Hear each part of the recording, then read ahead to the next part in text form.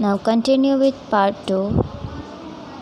हंसाबास land. There was once a landlord in small town. एक छोटे से टाउन में, शहर में एक ज़मींदार था. whom everyone was afraid of.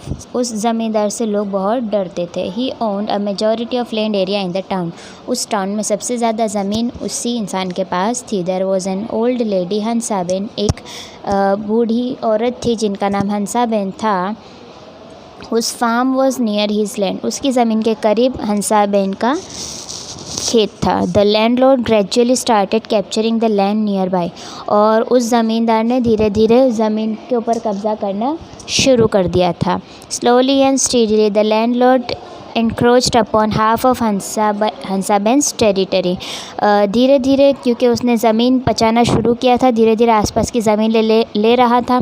और इस तरह से धीरे धीरे वो हंसाबेन के खेत के एरिया के करीब भी पहुंच गया. Her farm and did not give her land on money in return. और वो ज़मीन ले लेता था और रिटर्न में जो है कोई भी ज़मीन या पैसा नहीं देता था. Thus in order to get back her land Hansaben file a case in the taluka court. अब उनकी ज़मीन वापस लेने के लिए हंसाबेन ने तालुका कोर्ट में अपील की.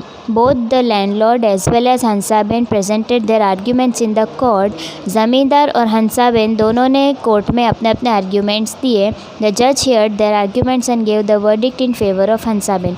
जज ने दोनों की बातें सुनी और हंसाबेन के फेवर में जो है उन्होंने जस्टिस, इंसाफ दिया. तो ये क्या है कि वो तो ज़मीनें खा रहा था, लेकिन अगर हंसाबेन जो है कोर्ट जाने की हिम्मत ही नहीं करती तो उन्हें इंसाफ नहीं मिलता. तो इससे हमें ये सीख मिलती है कि कोर्ट जाना चाहिए. अगर हम सही है तो हमें इंसाफ ज़रूर मिलेगा. So here